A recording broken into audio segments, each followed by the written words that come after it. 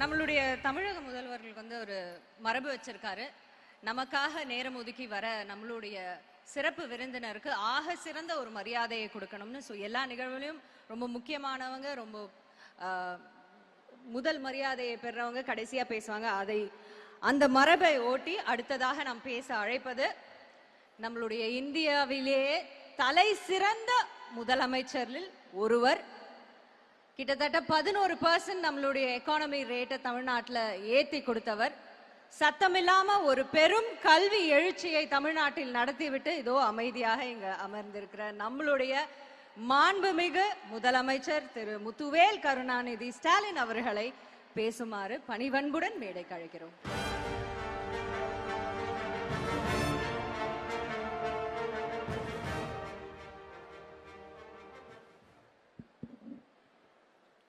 அன்புள்ள கல்வியில் சிறந்த தமிழ்நாடு நிகழ்ச்சிகளை பங்கேற்று சிறப்பு விருந்தினராக வருகை தந்து நம்மை பெருமைப்படுத்தி கொண்டிருக்கக்கூடிய தெலுங்கானா மாநிலத்தினுடைய மை டியர் சீஃப் மினிஸ்டர் மாண்புமிகு ரேவந்த் ரெட்டி அவர்களே,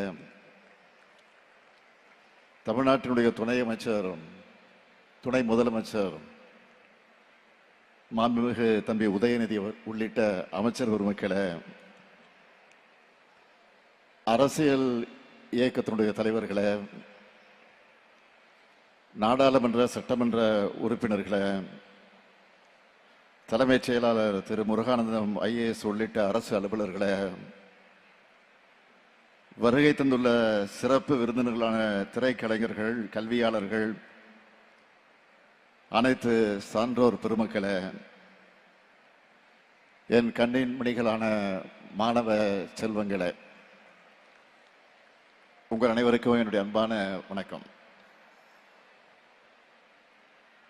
இங்க பேசிய மாணவருடைய பேச்சை கேட்க கேட்க நான் ரொம்ப எமோஷனல் ஆகிட்டேன். ஏன்னா உங்களுடைய கருத்துக்களையும் ஃபீட்பேக்கையும் கேட்கிறப்போ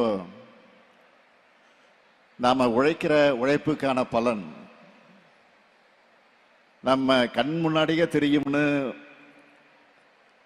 நான் இங்கே உணர்ந்திருக்கிறேன். அதற்காக பெருமைப்படுகிறேன். எனக்கு முன்னாடி பேசின எல்லோரும் தமிழ்நாடு எந்த அளவுக்கு கல்விக்கு முக்கியத்துவம் கொடுக்குது, எப்படியெல்லாம் திட்டங்களை கொண்டு வந்து எத்தனை இடர்கள் வந்தாலும் தன்னுடைய மாணவர்களை முன்னேற்றுதுன்னு பேசுனாங்க. இந்த நிகழ்ச்சி நடத்துவதற்கு முக்கிய காரணம் எங்களை பாராட்டுவதற்காக அல்ல, எங்களை பாராட்டிக் கொள்வதற்காக அல்ல. இன்னைக்கு நாங்க உங்களை கொண்டாடுறதை பார்த்து அடுத்த பேட்ச் மாணவர்களும் இன்னும் படிப்பு மேல ஆர்வம் அதிகமாகணும், அதுதான் முக்கியம். அதிலேயும் மாண்புமிகு தெலுங்கானா முதலமைச்சர் திரு ரேவந்த் ரெட்டி அவர்கள் இந்த விழாவுக்கு வந்து நம்ம எல்லாம் பெருமைப்படுத்தி இருக்கிறார், மகிழ்ச்சியில் ஆழ்த்தி இருக்கிறார். தங்கை கனிமொழி அவர்கள் மூலமாக மாணவர்கள் நிகழ்ச்சின்னு சொல்லி அவர் அழைச்சதும் உடனே ஓகே சொன்னார். எனவே பல பணிகளுக்கு இடையில இங்க வந்திருக்கிறார். நம்முடைய அரசோட மகளிர் பயணம் திட்டம் போலவே தெலுங்கானா மாநிலத்திலையும் மகாலட்சுமி திட்டம் என்கிற பேர்ல பெண்களுக்கு கட்டணமில்லா பேருந்து பயணத்தை செயல்படுத்தி கொண்டிருக்கிறார். அதே போல தெலுங்கானா மாநிலத்தில் செயல்படுத்துகிற நல்ல திட்டங்களை தமிழ்நாட்டில் செயல்படுத்த நாங்களும் தயாராக இருக்கிறோம். இதுதான் ஆரோக்கியமான வளர்ச்சி அரசியல். போராட்டங்களில் உருவான தெலுங்கானா மாநிலத்தை போராட்ட குணத்தோடு பாதுகாத்து இந்தியாவினுடைய இளம் தலைவர் சகோதரர் ராகுல் காந்தி அவர்களுடைய பிரதிநிதியா அவர் வழிநடத்தி கொண்டிருக்கிறார் அந்த மாநிலத்தை பொறுத்த வரையில். அதற்காக நான் முதல்ல அவருக்கு என்னுடைய நன்றியை தெரிவிச்சுக்கிறேன். இங்கே கூடியிருக்கக்கூடிய மாணவ மாணவியரை பார்க்கும்போது எனக்கு எல்லையில்லா மகிழ்ச்சி ஏற்படுது. மாணவ செல்வங்களே, நீங்கள் படிச்சு முன்னேறுகிற காரணத்தால நீங்கள் மட்டுமல்ல, உங்கள் குடும்பமும் முன்னேற போகுது. உங்களுடைய அடுத்த தலைமுறைக்கும் நீங்க கொண்டு போறீங்க. எனக்கு அந்த தலைமுறையும் முன்னேற போகுது. குடும்பங்கள் முன்னேறினா மாநிலங்கள் முன்னேறும். மாநிலங்கள் முன்னேறினா நாடு முன்னேறும். அதனாலதான் நாம தொடர்ந்து கல்வியோட முக்கியத்துவத்தை எடுத்து சொல்லிக் கொண்டிருக்கிறோம். 1000 ஆண்டுகளா சாதி எனும் கால் முளைத்த சதி அந்த சமூகத்தை ஆட்கொண்டதால நம்மோட கல்வி வாய்ப்பு மறுக்கப்பட்டுச்சு. வரலாறு நெடுக இந்த ஆதிக்கத்துக்கு எதிராக கலகம் செஞ்ச புரட்சியாளர்கள் இருந்துட்டு தான் இருக்காங்க. அந்த தொடர்ச்சியோட உச்சமா திராவிட இயக்கம் தமிழ் மண்ணில் நிகழ்த்தின புரட்சி தான் இன்னைக்கு இந்த அளவுக்கு வேகமாக நடைபெற காரணமா இருக்கு. அன்றைக்கு சென்னை மாகாண பள்ளிகள்ல மதிய உணவு திட்டத்தை நீதி கட்சி அறிமுகப்படுத்தினாங்க. தொடர்ந்து பெருந்தலைவர் காமராஜர் அவர்கள் தமிழ்நாடு முழுக்க பள்ளிகள்ல மதிய உணவு திட்டத்தை அறிமுகப்படுத்தினார். தமிழ்நாட்டில் இருக்கக்கூடிய எல்லாரையும் எப்பாடுபட்டாவது பள்ளிகளுக்கு அழைச்சு அவர்களை படிக்க வைக்கணும் என்கிற காரணத்திற்காகத்தான். அதுதான் படிப்படியாக வளர்ந்து இன்னைக்கு நம்ம திராவிட மாடல் அரசு கொண்டு வந்திருக்கக்கூடிய காலை உணவு திட்டம் உருவாகி இருக்கு. தொடக்க கல்வி முடிச்சுட்டு மேற்கல்விக்கு போகக்கூடிய மாணவர்களுக்கு போக்குவரத்து வசதி ஒரு தடையா இருக்கக்கூடாதுன்னு சட்டமன்ற உறுப்பினராக நான் முதல்ல அவையில் எடுத்து வச்ச கோரிக்கை ஏற்று இலவச பஸ் பாஸ் திட்டத்தை அன்றைய முதலமைச்சர் தலைவர் கலைஞர் அவர்கள் அறிமுகப்படுத்தினார்.